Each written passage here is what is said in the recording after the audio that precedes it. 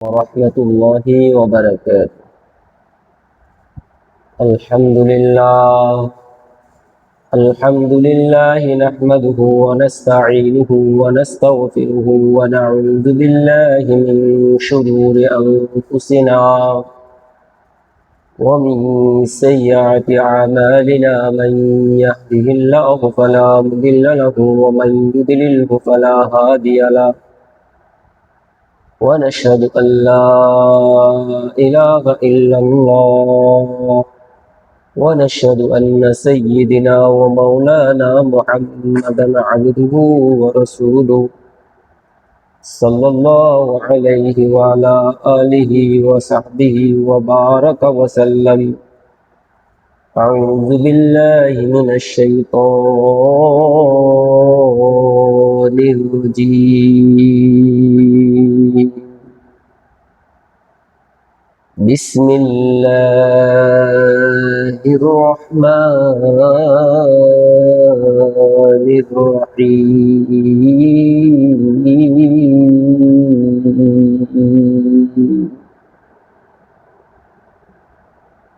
قال الله تعالى في قرآن المجيد وفرقانه الحميد: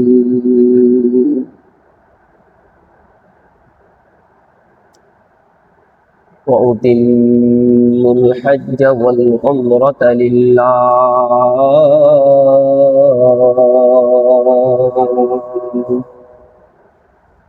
ولو آية. وقال رسول الله صلى الله عليه وسلم في حديث الشريف: بني الإسلام على 5: شهادة أن لا إله إلا الله، وإقام الصلاة، وإيتاء الزكاة، والحج والصوم رمضان،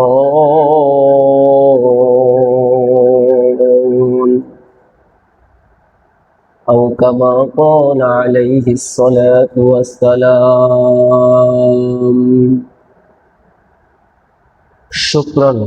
شكرا جزيلا وشكرا عظيما لله رب العالمين، وشكرا كثيرا وسلاما لرسول الله صلى الله عليه وسلم। প্রথমেই আল্লাহ তাআলার কাছে শুকরিয়া জ্ঞাপন করছি যে আল্লাহ তাআলা দুনিয়ার বর্তমান এই সময়ের ব্যস্ততার মধ্যে, বর্তমান সময় এই ব্যস্ততার মধ্যে আল্লাহ তাআলা আমাদেরকে আল্লাহ তাআলার হুকুম পবিত্র দিন জুমার দিন জুমার নামাজ আদায় করার উদ্দেশ্যে সকল জরুরত এবং ব্যস্ততাকে পেছনে রেখে আগে আগে মসজিদে আসার তৌফিক দান করেছেন। এ কারণে আমরা শুকরিয়াতান বলি আলহামদুলিল্লাহ।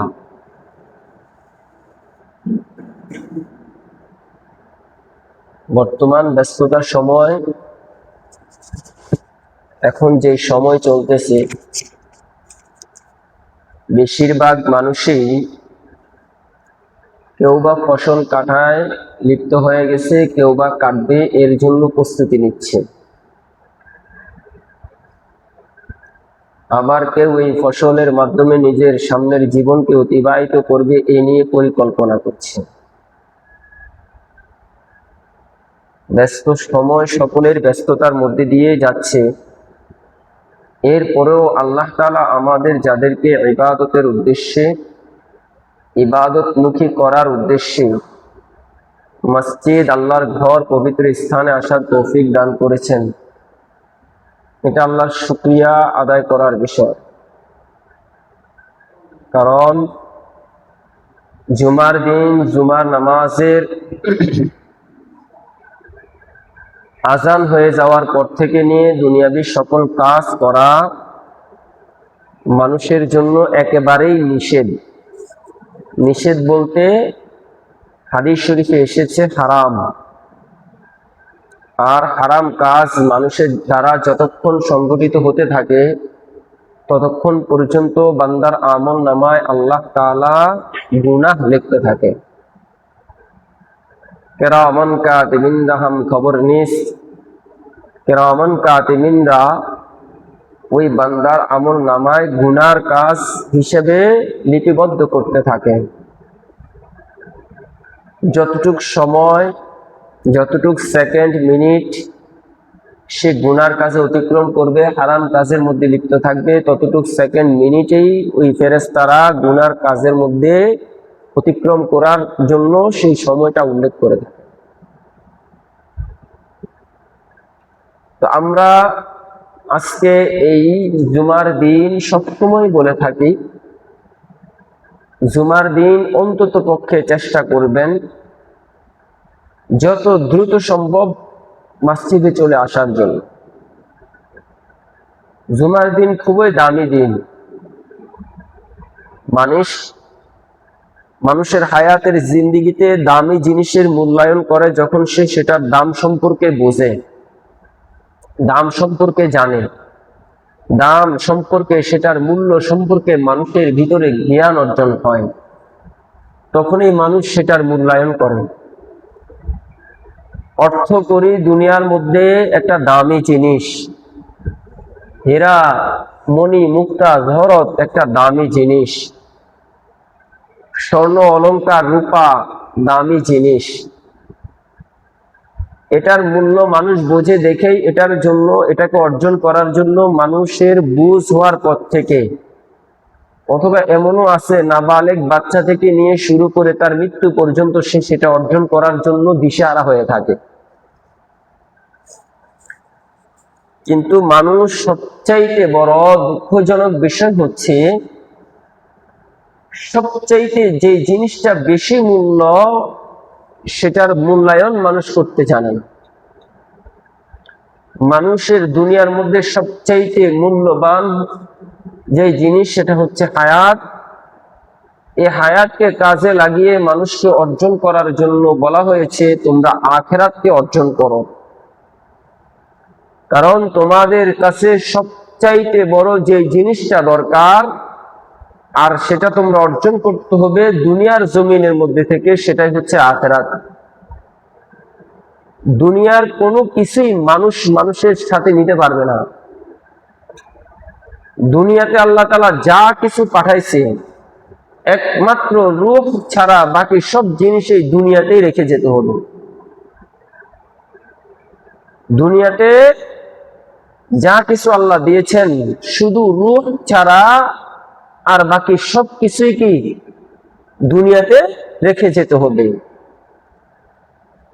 শেষ পর্যন্ত আমরা অনেক সময় বলে থাকি দুনিয়া থেকে মানুষ যাওয়ার সময় কিছুই নিতে পারবে না, শুধু কাফনের কাপড়টা নিয়ে যাবে।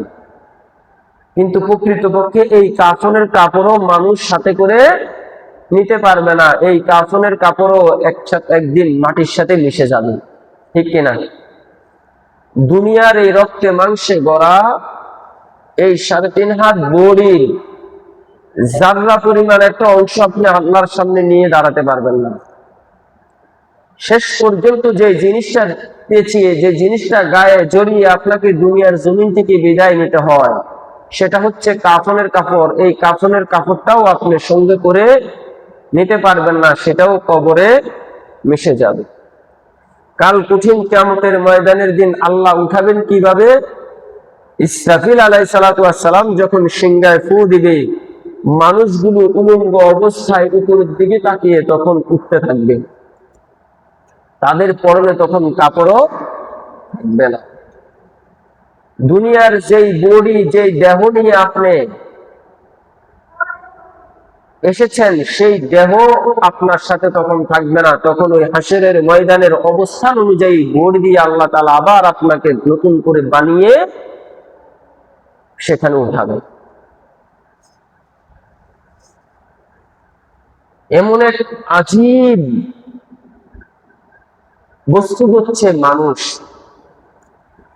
যার সঙ্গ সঙ্গী সাথী কিছুই নাই।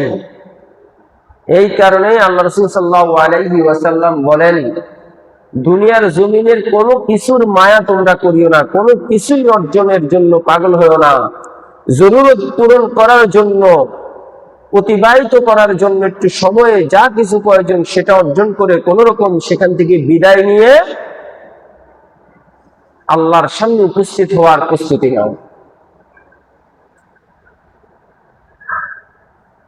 আমরা এই দুনিয়ার জিনিস অর্জন করার জন্য, দুনিয়াকে পাওয়ার জন্য পর্দার আড়ালের মা বোনেরা, পুরুষরা যেই পরিমাণ শ্রম ত্যাগ দিয়ে থাকি, সেই পরিমাণ আল্লাহর হুকুম পালন করার জন্য আমরা কিছুই করি না।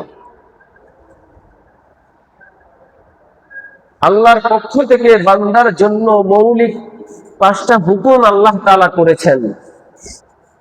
হাদিস শরীফে রাসূল করিম সাল্লাল্লাহু আলাইহি ওয়াসাল্লাম বলেন, বুনিয়াল ইসলামু আলা খামসিন শাহাদাতু আল্লা ইলাহা ইল্লাল্লাহ ওয়া ইকামিস সালাহ ওয়া ইতাইজ যাকাত ওয়াল হজ্জ ওয়াস সাওমি রমাদান। দুনিয়ার জমিনের মধ্যে বান্দার জন্য, আল্লাহকে অর্জন করার জন্য 5টা স্তম্ভ রয়েছে। কালিমা, নামাজ, হজ, যাকাত, রোজা। এই 5টা স্তম্ভের মধ্যে একটি স্তম্ভ হচ্ছে হজ। কি হজ? হজ শব্দের অর্থ হচ্ছে ইচ্ছা করা, সংকলন করা, কোন জায়গায় যাওয়ার জন্য প্রস্তুতি নেওয়া। হজ ইসলামের একটি মূল স্তম্ভের মধ্যে একটি। যেমনি ভাবে মানুষ তার নির্মিত ঘর বাড়ি খুঁটিবিহীন সে চাল স্থাপন করতে পারে না, খুঁটিবিহীন হয় না। এই যে আমার সামনে মাইক, এই মাইকটার জন্য একটা খুঁটি আছে না নাই? এই যে কোরআন শরীফ নিয়ে সামনে আসি, সেটার জন্য যে স্ট্যান্ড বানিয়েছে, সেই স্ট্যান্ডের মধ্যে একটা খুঁটি আছে। যেই চেয়ারে বসে আছি, ওই চেয়ারে বসার জন্য চেয়ারেরও 4টা খুঁটি আছে। যেই ঘরে এসে বসেছি, পবিত্র এই জায়গা আল্লাহর ঘর, সেই ঘরকে টিকিয়ে রাখার জন্য, সেই ঘরের উপরে ছাদকে টিকিয়ে রাখার জন্য সেই ঘরেরও পিলার, খুঁটি আছে, ঠিক কিনা? পুরা ইসলামের বিধানকে ধারণ করার জন্য আল্লাহ তাআলা এরকম 5টা স্তম্ভ বানিয়ে দিয়েছেন। পুরা ইসলামের টোটাল যা কিছু আছে এই 5টার ভিতর থেকেই আল্লাহ তাআলা বের করেছেন। এই 5টাই হচ্ছে মূল। এই 5টা জিনিসের উপরে যেই ব্যক্তি গুরুত্ব দিবে, যেই ব্যক্তি এই 5টা জিনিসের উপরে ভর করতে পারবে, তার তত বড় অবস্থান আল্লাহর কাছে তৈরি হবে। বলুন না সুবহানাল্লাহ। এই 5টা জিনিসের একটা জিনিস হচ্ছে হজ। হজ এমন এক বিধান যেটা আল্লাহ তাআলা বান্দাকে তার জন্মের সাথে সাথে, বালেগ হওয়ার সাথে সাথে দেয় নাই, বরং তার অবস্থান তৈরি হওয়ার পরে আল্লাহ তাআলা এই হুকুম পালন করার জন্য হুকুম করেছে। মানুষ যদি কোনো কিছু হুকুম করে, সেই হুকুমের অমান্য করলে মানুষ এর কারণে দুনিয়ার জমিনেই একে অপরকে শাস্তি দিয়ে থাকে। বাস্তব না বাস্তব? সন্তানকে সকালবেলায় একটা কাজের হুকুম করেছেন, এই কাজটা তোমাকে করতে হবে, এই কাজটা তুমি করবা। সন্তান যদি এই কাজ না করে, বাবা ঘরে সন্ধ্যাবেলায় ফিরে এসে সন্তানের মাকে জিজ্ঞেস করে, তোমার সন্তান আজকে এই কাজটা করেছে কিনা? মা যখন বলে তোমার সন্তান সারাদিন কোনো কিছুই করে নাই, বরং অহেতুক গ্রামের পাড়ার মহল্লার এলাকার পোলাপানির সাথে সারাদিন খেলাধুলা, মারামারি, বিভিন্ন হানাহানিতে লিপ্ত ছিল, অথবা ঘরের মধ্যে সারাক্ষণ শুয়ে মোবাইল ব্যবহার করেছে, বাপ তখন কাজ না করার কারণে তাকে শাস্তি দেয়, ঠিক কিনা? মায়ের হুকুম অমান্য করার কারণে মা শাস্তি দেয়, দাদার হুকুম অমান্য করার কারণে দাদা শাস্তি দেয়। সন্তান বাবাকে একটা কাজের আদেশ করেছে, বাবা এই কাজটা করবেন, বাবা না করার কারণে সন্তান বাবার সাথে রাগ করে, কথা বলে না। মাকে বলার কারণে মা কাজ না করার কারণে মার সাথে রাগ করে, কথা বলে না। এমনি ভাবে দুনিয়ার জমিনে মানুষ যে যেটা কাজের হুকুম করে সেটা না মানার কারণে দুনিয়ার জমিনেই মানুষ সেটার জন্য মানুষকে কি দেয়? শাস্তি দেয়, কষ্ট দেয়। যে রব আমাদেরকে চিরস্থায়ী শান্তির জায়গা অর্জনের জন্য হুকুম করেছে, সেই রবের শাস্তির জায়গা কেমন হবে চিন্তা করে দেখেন।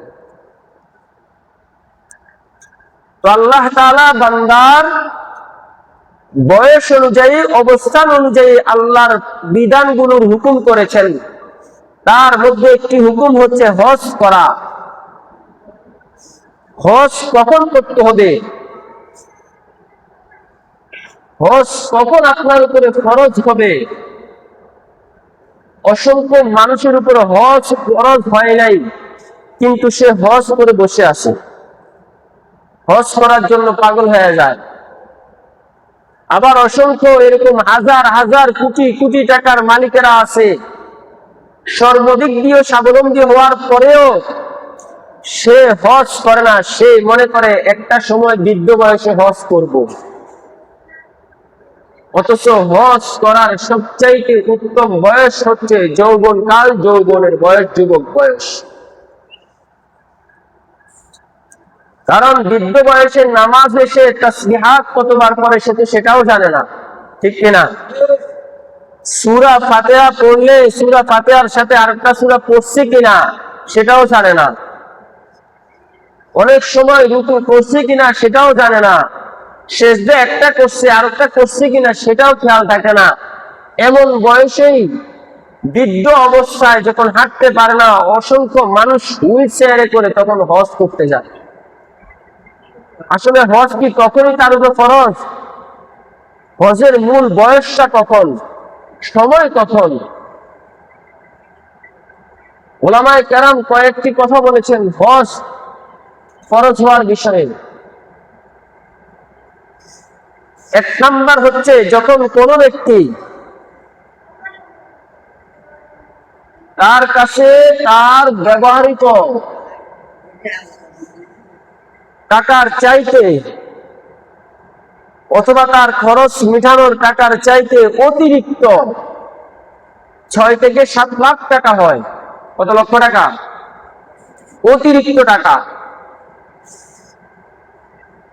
উনি যতদিন থাকবে না ততদিন পর্যন্ত, হজ যতদিন করতে যাবে ততদিন পর্যন্ত তার স্ত্রী, তার সন্তানাদি, ভরণ পোষণের টাকা যদি তার কাছে থাকে, সবকিছু মজুদ থাকে। এক নাম্বার হচ্ছে 6 থেকে 7 লক্ষ টাকা তার ফ্যামিলি পরিচালনা করার বাইরে অতিরিক্ত হতে হবে। এই পরিমাণ টাকার মালিক হলে হজ তার উপরে আবশ্যক হবে। 2 নম্বর, পরিবার, সে যতদিন থাকবে না ততদিন পর্যন্ত পরিবার সচ্ছল ভাবে তার সন্তান, তার ফ্যামিলি, অর্থাৎ তার অধীনস্থ যত মানুষ আছে, যে মানুষগুলোর খাবার দাবার, জামা কাপড়, চলাফেরা সবকিছু তার উপরে বর্তায়, ওই পরিমাণ খরচ সে যদি তাদেরকে দিয়ে যেতে পারে, এবং সে আসা যাওয়ার যে খরচ, মক্কায় মদিনায় হজ পালন করার জন্য যতদিন থাকতে হবে ততদিন থাকার যে খরচ, ওই টাকা যদি তার কাছে থাকে তখন তার উপরে হজ খরচ হবে। তাহলে 1 নম্বর বিষয় বললাম, তার চাহিদার বাইরে, তার জীবন যাপনের বাইরে যদি অতিরিক্ত 6 থেকে 7 লক্ষ টাকা থাকে, 1 নম্বর। 2 নম্বর, সে যতদিন তার জিন্দেগির এই হায়াতে হজের সময়টা যতদিন সে মক্কা মদিনায় কাটাবে ততদিন সেখানে থাকার, খাওয়ার যে অর্থ, যে জিনিসের প্রয়োজন, ওই জিনিস যদি তার কাছে মজুদ থাকে। 3 নাম্বার, আসা যাওয়ার যে খরচ, এই আসা এবং যাওয়ার ওই খরচ যদি কি তার কাছে থাকে। 4 নাম্বার গুরুত্বপূর্ণ বিষয় সেটা হচ্ছে হজ করনেওয়ালা ব্যক্তি ঋণগ্রস্ত হতে পারবে না, কোনো ঋণ থাকতে পারবে না। ঋণ পরিশোধ করে এরপরে তার উপরে হজে যেতে হবে। এই 4টা শর্ত যেই ব্যক্তির সম্পূর্ণ আছে ওই ব্যক্তির উপরে হজ ফরজ। ওই ব্যক্তির উপরে কি হজ ফরজ। আমরা অনেকেই আমাদের এই সাধ্য সামর্থ্য থাকা সত্ত্বেও আমরা হজ করি না। আমরা হজের জন্য বসে থাকি শেষ বয়সে, বৃদ্ধ বয়সে যাব। মূলত বৃদ্ধ বয়সে হজ ফরজ না। যখনই আপনার উপরে এই শর্তগুলো এসে যাবে, আপনি 6 থেকে 7 লক্ষ টাকা অতিরিক্ত মালিক হয়ে গেছেন, আপনি যাওয়া আসার খরচ বহন করার মালিক হয়ে গেছেন, আপনার অনুপস্থিতিতে আপনার ফ্যামিলি চলার মতন অবস্থান আছে, আপনার কাছে কোনো মানুষ ঋণের টাকা পায় না, তাহলে আপনাকে আপনার উপরে হজ ফরজ হয়ে যাবে। চাই আপনার বয়স প্রাপ্তবয়স্ক হোক, চাই আপনার বয়স 65-র ঊর্ধ্বে হোক। কিন্তু দুঃখজনক বিষয়, হজের অসংখ্য আরকান আছে, হজের অসংখ্য মাসায়েল আছে, হজের অসংখ্য হুকুম আহকাম আছে। আমরা আমাদের জিন্দেগির হায়াতে আমাদের এত বড় একটা মূল স্তম্ভের বিষয় আমরা সেটাকে পালন করি না।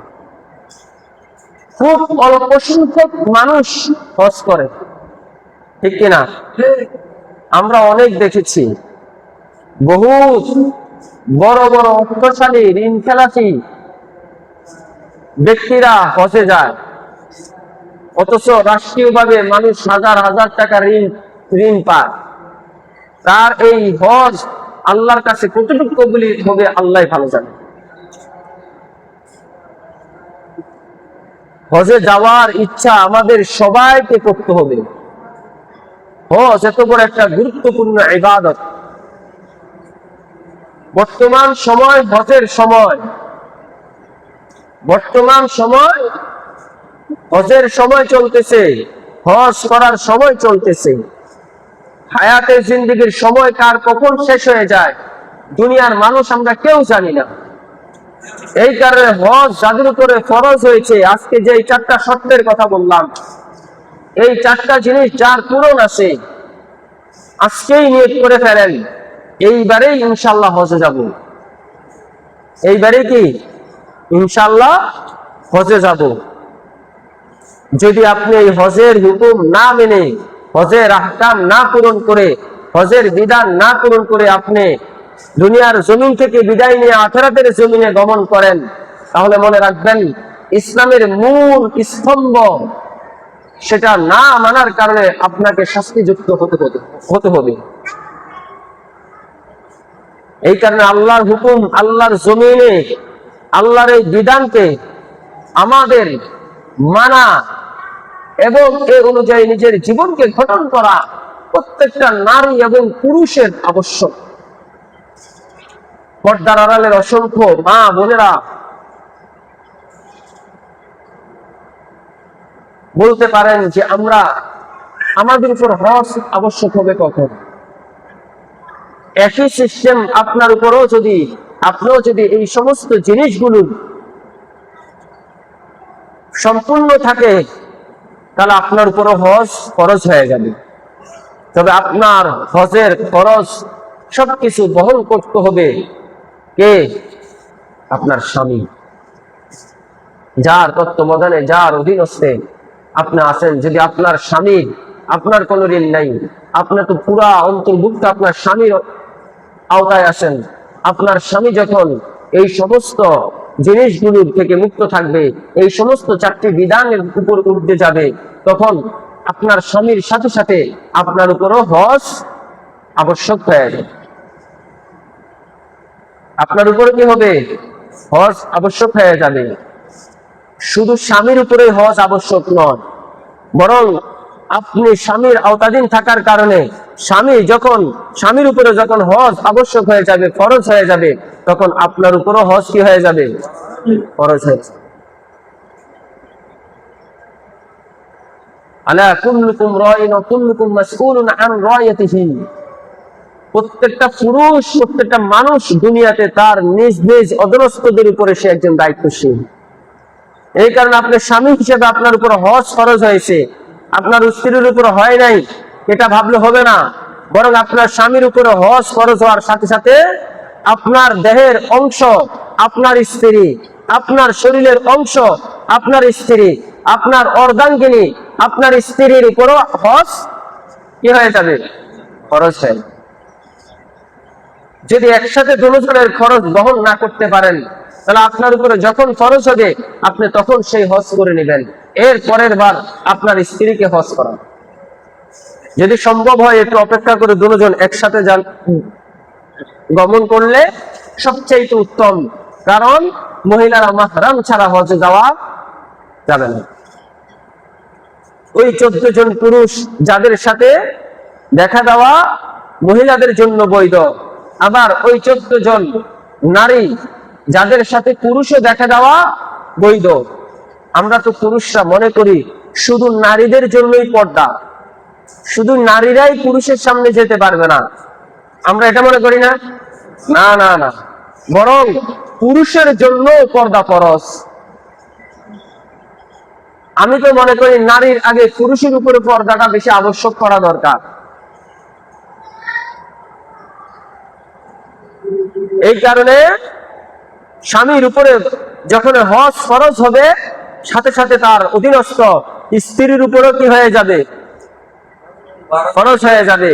কারণ স্ত্রী তার শরীরের অর্ধাঙ্গিনী, স্ত্রী তার অধীনস্থ, স্ত্রী তার আওতাধীন, তার চলতে হয়।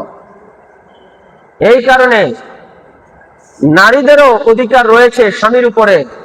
অনেক স্বামী আছে কিপন হজের হুকুম তার উপরে বর্তায় গেছে, হজের বিধান তার উপরে হয়ে গেছে, সে অপেক্ষা করে বৃদ্ধ বয়সে যাবে। অথচ হজ ফরজ হয়ে গেছে তার উপরে 24 বছর বয়স থেকে, হজ ফরজ হয়ে গেছে তার উপরে 30 বছর বয়সে, হজ ফরজ হয়ে গেছে তার উপরে 40 বছর বয়সে, সে এখনো হজ করে নাই।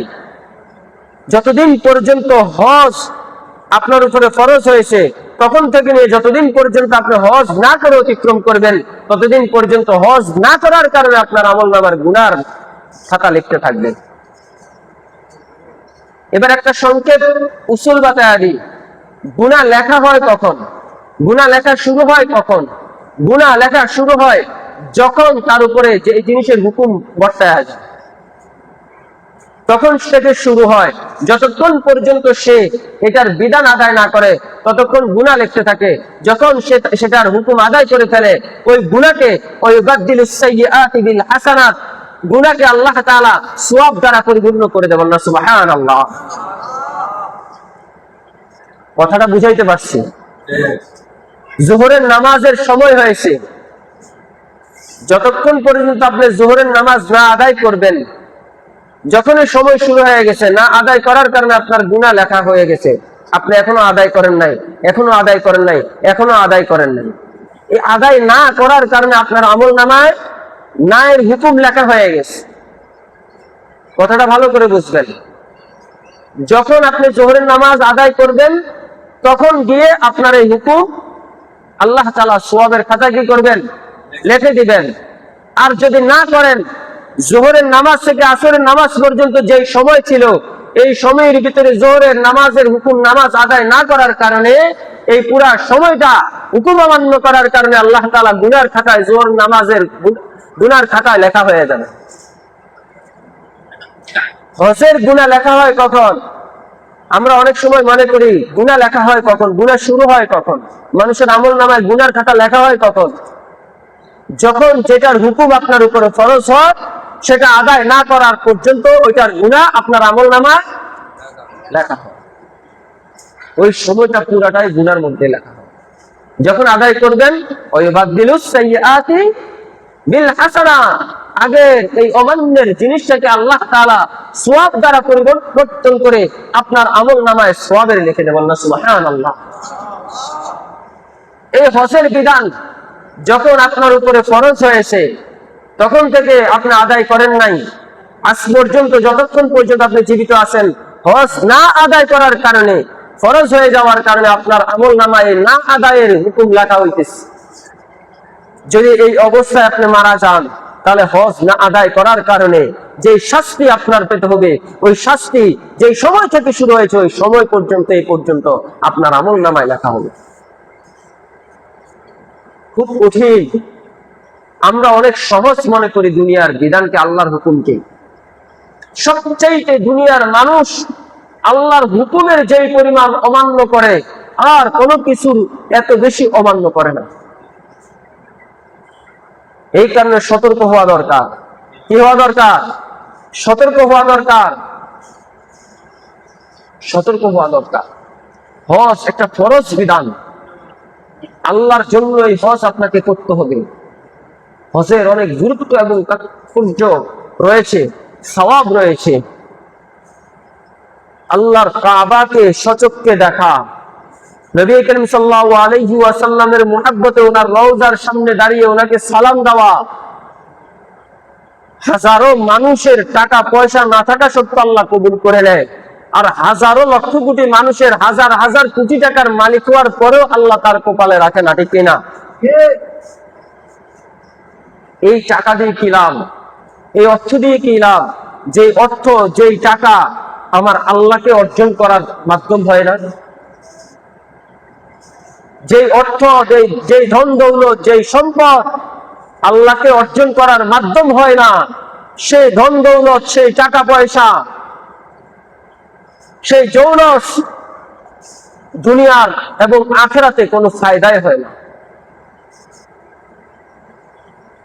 এবার আসি ওই বাবা, যেই বাবা তার জীবদ্দশা অবস্থায় এই পরিমাণ অর্থের মালিক হতে পারে নাই, ঋণ মুক্ত হতে পারে নাই, ৫-৬টা সন্তান, সন্তানগুলোকে লালন পালন করতে গিয়ে, সন্তানগুলোকে ছোট থেকে বড় করতে গিয়ে বাবার শরীরে ছিঁড়া গেঞ্জি ছাড়া কখনো নতুন গেঞ্জি পরতে পারে নাই। এক গেঞ্জি দিয়ে 1 বছর 1.5 বছরও কাটাইতে হয়েছে। ওই মা, যে মা সন্তান মানুষ করতে গিয়ে ছিঁড়া কাপড় ছাড়া, বছরে একটা নতুন কাপড় ছাড়া আর কাপড় জোগাড় হয় নাই, সেই মা বাবার উপর হজ ফরজ কখন হবে? সেই মা বাবা যখন ওই সন্তানের অধীনস্থ হয়ে যাবে, সন্তানের অধীনে চলে যাবে, যেই সন্তানকে আল্লাহ তাআলা ওই পরিমাণ সম্পদ দান করেছেন, যেই পরিমাণ সম্পদ তার উপরে থাকলে, তার কাছে থাকলে সে হজ কি হবে? তার উপরে ফরজ হবে। যখন সন্তান ওই পরিমাণ ধন দৌলতের মালিক হয়ে যাবে, তখন সন্তানের উপর আবশ্যক তার মা বাবাকে হজ করানো।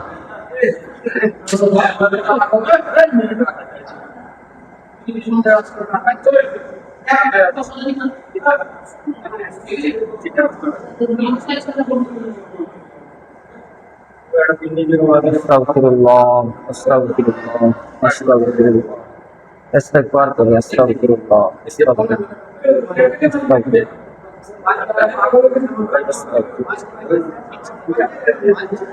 আল্লাহ আমাদেরকে মাফ করুক, সবাই বলেন আমিন। আল্লাহ হেফাজত করুক, সবাই বলেন আমিন। বলতেছিলাম মা বাবার উপরে কখন হজ ফরজ হয়। বর্তমান জামানায় মা বাবা একসময় গরিব ছিল, কিন্তু সন্তান কোটিপতি, এরকম নাই? অনেক কষ্ট করে রিক্সা চালিয়ে, অটো চালিয়ে, মানুষের মাঠে, মানুষের জমিতে কাজ করে, হাল চাষ করে, মানুষের বিভিন্ন কারখানায় কাজ করে, চাকরি বাকরি করে 10-12 হাজার টাকা উপার্জন করে সন্তানকে masters pass, BCS cadre pass করাইছে, আছে না নাই? সন্তান এখন বড় বড় সরকারি খাতে চাকরি করে, উপজেলা ইউনো, টিউনো, বিভিন্ন বড় বড় পদে সন্তান এখন কি করে? চাকরি করে। সন্তান এখন বড় বিজনেসম্যান হয়ে গেছে। এক সময় বাবা মাথার মধ্যে ডিম বোঝাই করে বাড়িতে বাড়িতে বিক্রি করতো, ছিল না? কথা বলে না? এই লাকসামের জমিনে এক সময় মাথায় ডিমের খাসি, এই যে বেতের ডিমের খাসি ডিম মাথায় করে বিক্রি করেন ওনারা বর্তমানে বাংলাদেশের কোটিপতি বড় বড় বিজনেসম্যানদের মধ্যে একজন না? ভুলে গেছে মনে হয়। আমাদের লাকসামের যারা এখন কোটিপতি হয়েছে, সারা বিশ্বব্যাপী নাম করা কোম্পানি, নাম বললাম না, এক সময় ওনারা এইভাবে মাথায় করে ডিম বিক্রি করে না লাকসামের।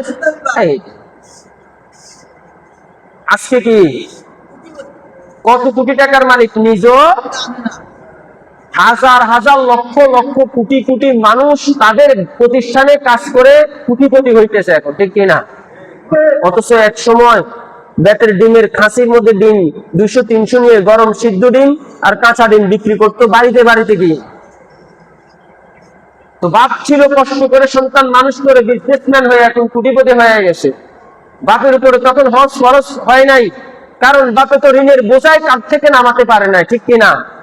এক বেলার টাকা ইনকাম করলে দ্বিতীয় বেলায় গিয়ে অমুক বাড়ি থেকে তমুক বাড়ি থেকে হাওলাত করে এনে তারপর সন্তানের মুখে আহার উঠাইতে হয়েছে।